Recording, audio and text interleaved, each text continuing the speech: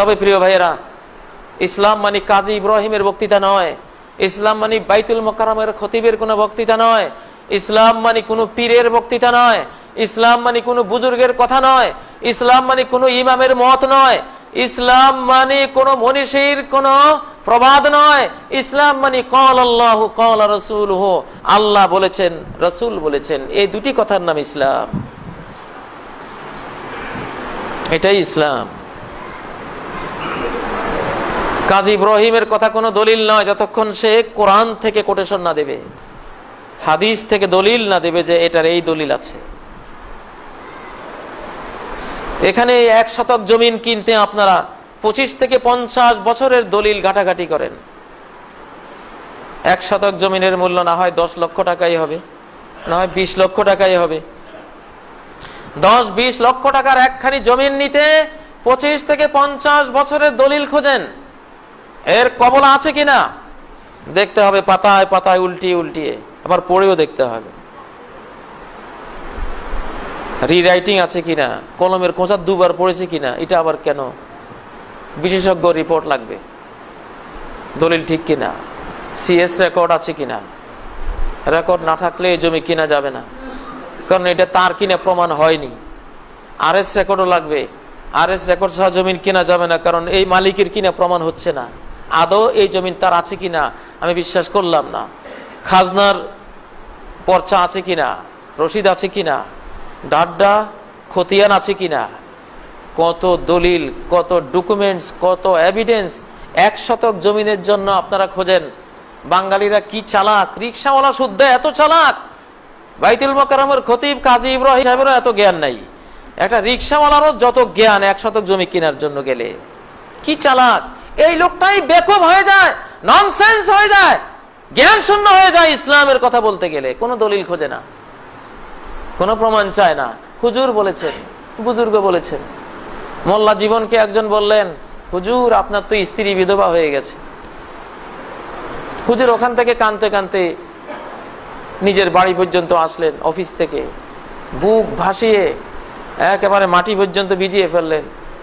বাড়িতে এসে স্ত্রীকে দেখে বললেন হাউমাউ করে কাঁদতে কাঁদতে, আহা এই অল্প বয়সে কি করে বিধবা হয়ে গেলা, কিভাবে তুমি বিধবা হলা? স্ত্রী বলে, কি পাগল নাকি তুমি, তুমি বেঁচে থাকতে আমি বিধবা হলাম কি করে? তখন মোল্লা জীবন বলেন, ঠিকই তো বলছো, আমি তো একটু চিন্তাও করলাম না যে লোকটা কি বললো, স্বামী বেঁচে থাকতে স্ত্রী বিধবা হয় কি করে? কয় যে এটা তো একজন মুসলমানে বলেছে, আমি মনে করেছিলাম দাড়িওয়ালা টুপিওয়ালা পাগড়িওয়ালা মুসলমান, উনি কি আর মিথ্যা কথা বলবেন, আমি তো দলিল পত্র খুঁজি নেই। এই হলো অবস্থা বাংলাদেশের মুসলমান। হুজুর বলেছে আর যায় কোথায়, পীর সাহেব বলেছে আর যায় কোথায়, এটা যেন কোরআনের বাণী না। দেখতে হবে, দলিল দেখতে হবে। আপনি 1 শতক জমির জন্য এত বছরের দলিল খুঁজেন, আপনি যদি সর্বনিম্ন জান্নাতি হন, সবার পরে জান্নাতি যান, আপনি পাবেন এই পৃথিবীর মতো 10 পৃথিবী, 10টা পৃথিবীর বিশাল সাম্রাজ্য, বিশাল ভূমি আপনি পেয়ে যাবেন দলিল ছাড়া, প্রমাণ ছাড়া। এত বড় সম্পদ, মহা সাম্রাজ্য কিনে নেবেন, দলিল লাগবে না? প্রত্যেকটা মাসালা দলিল লাগবে, প্রমাণ লাগবে। দলিল প্রমাণ ছাড়া কোনটা আমরা নেব না। বাংলাদেশে ইসলাম এসেছে 1300 বছর আগে, কিন্তু দলিল এসেছে, বুখারী এসেছে মাত্র 400 বছর আগে। মুসলিম, তিরমিজি, নাসাই, আবু দাউদ, ইবনে মাজাহ হাদিসের ভান্ডারগুলি এসেছে মাত্র 400 বছর আগে। 1300 বছর থেকে 400 বছর বাদ দিলে আর কত থাকে? 900 বছর। 900 বছর আমরা ইসলাম পালন করেছি কি দিয়ে? মকসুদুল মুমিনিন, রাহে নাজাত, পান্দেনামা, পীর সাহেব বলেছে, মুন্সি সাহেব বলেছে, অমুক বাইর দরজার মোল্লায় বলেছে, এইভাবে ইসলামকে ফলো করেছি। সর্বপ্রথম শাহ ওলিউল্লাহ রহমতুল্লাহ আলাই উপমহাদেশে এই হাদিসের ভান্ডার নিয়ে আসে। ভান্ডার নিয়ে আসার পরে এখন জরিপ করে দেখি ভুল আর ভুল আর ভুল, যেখানে হাদিস সেখানেই ভুল। কারণ দলিল ছাড়া কারো দলিল ছাড়া জমিন যখন ভোগ করা শুরু হয়, দেখা যায় আপনার জমিন আমি 4 শতক খেয়ে ফেলছি, আবার উনি আপনার জমিন 3 শতক নিয়ে গেছে। কারো আইল ঠিক নেই, কেউ 10 হাত গিয়েছে, কেউ 3 হাত, কেউ 5 হাত, কেউ 6 হাত, কারো আইল সীমানা ঠিক নেই। তখন কি করতে হয়? জরিপ চালাতে হয়। এই বাংলার বুকে সব বড় বড় আলেম, খতিবে আজম, ইমামে আজম, মুফতি আজম, আল্লামায়ে দাহার, বড় বড় আলেম সবাই আমরা পড়েছি আলিফ বে তে সে। আমিও পড়েছি আলিফ বে তে সে। আমার ওস্তাদ আমাকে বে তে সে পড়িয়েছেন, রে জে হে খে। সবাই লক্ষ লক্ষ আলেম, সবাই। কেউ একদিনও জিজ্ঞাসা করলো না এত বড় ভুল কিভাবে পড়ছি। কোরআন আঙ্গুল দিয়ে দেখিয়ে দিচ্ছে। কোরআনের 14 নম্বর সূরা ইব্রাহিম, আলিফ লাম র। যে হুজুর মক্তবের শিক্ষক, তিনি ফজরের জামাতে পড়ালেন আলিফ লাম র, র পড়ালেন। সেই হুজুরের কায়দায় সবক দিয়ে আমাকে পড়ালেন রে। কিরে বাবা, আপনি কোরআনই তো পড়লেন র, আর এখানে রে বললেন কেন? কোন দিকে যাব? কোরআন ভুল না আমি ভুল? আমি ভুল। কোরআনে যেটা বলেছে আলিফ লাম র, এটা রই হবে, রে হবে না। কোরআন বলেছে হামিম, হামিম। ইমাম সাহেব মসজিদে পড়িয়েছেন হামিম, হা, কিন্তু মক্তবে শিশুদেরকে, আমাদেরকে সবাইকে পড়িয়েছেন হে। তাহলে ভুল আছে কিনা আমাদের? অবশ্যই আছে। এখন কি কেউ হে পড়ে? কেউ কি রে পড়ে? কেউ খে পড়ে? কেউ পড়ে না। ভুল ধরা পড়েছে, সংশোধন করে নিয়েছে, আলহামদুলিল্লাহ। এইভাবে ভুল ধরা পড়বে, সংশোধন করে নিতে হবে। জাতীয় ডাক্তার, ডাক্তার নুরুল ইসলাম সাহেব, জাতীয় ডাক্তার হয়ে 1700 আইটেমের ঔষধ পরীক্ষা করে বলেছেন এগুলি বাতিল, এগুলি বিষ, এগুলো খাওয়া যাবে না। 1700 আইটেমের ঔষধ বাতিল করে দিয়েছেন। ঠিক আমাদের ধর্মকর্মে এত কুসংস্কার ঢুকে পড়ে আছে, শত শত আইটেম বাতিল করে দিলে আমাদের ইসলামিক স্বাস্থ্যটা সুন্দর হবে, ধর্মটা নির্ভেজাল হবে।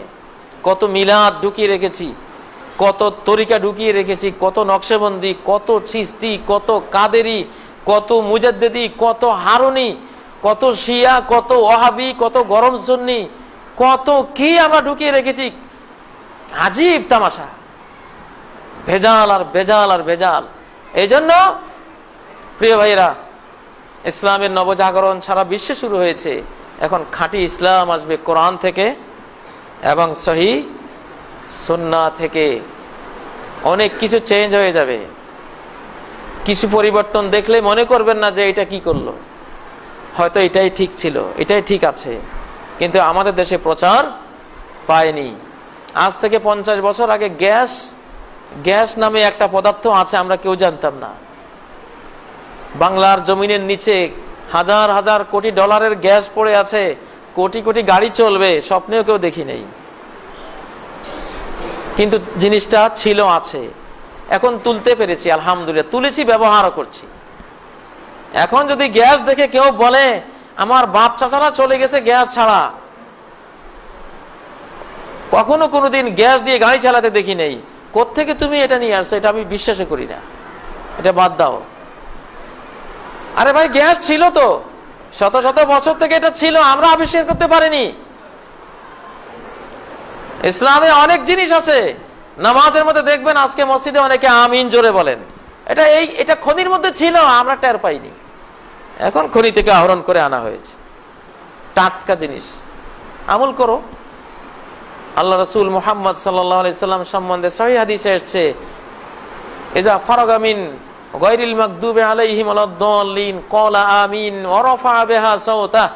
আল্লাহ রাসূল সাল্লাল্লাহু আলাইহি সাল্লাম নিজে ইমামতি করার সময় যখন ওয়ালাদ-দাল্লিন পর্যন্ত পড়তেন, তখন আমিন বলতেন, ওয়া রাফা বিহা সাওতাহু, তার আওয়াজকে সুউচ্চ করতেন, সবাই শুনতে পেত। এবং পেছনে সবাই আমিন বলতো, যেটা মক্কার বাইতুল্লাহতে, কাবাতে, যে কাবার দিকে ফিরে সবাই নামাজ পড়েন, সেই কাবাতে এই আমিন জোরে আছে কিনা? অবশ্যই আছে। এবং এটাই দলিলে আছে, এটাই 62 সালের রেকর্ডে আছে, সিএস রেকর্ড, আরএস রেকর্ড, ডাড্ডা, কবলা, সব রেকর্ড পত্র এটার পক্ষে। আপনি যদি বলেন যে বাবারে আমার বাপ চাচারা করে নাই, ওনারা টের পান নাই, আমি তো টের পাই নাই। আমি কাজী ইব্রাহিমও তো আমার ছাত্র জীবনে জোরে বলতাম না, আমার ওস্তাদরাও জানতো না, আমিও জানতাম না। এখন আমার বাপ চাচারা গরু গাড়িতে করে হাট বাজার করেছে, সেজন্য আমি কি বলবো, এখন প্রাইভেট কার, জিপ, এগুলি ভালো না। আমার বাপ চাচারা কেউ এগুলি ব্যবহার করেন নাই। অতএব যেই গরু গাড়িতে আমার বাবা জীবন কাটিয়ে কবরে চলে গেছেন, আমার পিতামহ যে জীবন কাটিয়েছেন, সেই ঐতিহ্যবাহী ঐতিহাসিক গরুর গাড়ি দিয়েই আমি ঢাকা থেকে সিলেট আসবো, মাহফিলে অংশগ্রহণ করব। এই যদি আমি গরু গাড়িতে চড়ে রওনা দেই, আলহামদুলিল্লাহ মাসখানিক লাগবে আমার সিলেট পৌঁছতে। ব্রেইনটাকে সতেজ রাখতে হবে, যেটা সত্য পাওয়া যাবে, দলিল প্রমাণে পাওয়া যাবে, গ্রহণ করতে হবে, গ্রহণের মানসিকতা থাকতে হবে। এক জায়গায় জমে বসে থাকলে হবে না, তাহলে আপনি পিছিয়ে পড়ে যাবেন। যারা আমিন জোরে বলবেন, তারা এই জোরে বলার একটা সুন্নত জিন্দা করার কারণে প্রতি রাকাতে 10টা নেকি বাড়তি পেয়ে জান্নাতের ফার্স্ট ক্লাসে চলে যাবেন, আর আপনি পেছনের কাতারে পড়ে থাকবেন। আল্লাহ নবী বলেন, মান আহাব্বা সুন্নতি ফাকাদ আহাব্বানি, আমার যে কোনো সুন্নত জানতে পেরে যে সুন্নতটাকে ভালোবাসলো, সেটা আমাকেই ভালোবাসলো। ওমান আহাব্বানি কানা মাই ফিল জান্নাহ, আর যে আমাকে ভালোবাসবে সে জান্নাতে থাকবে আমার সাথে।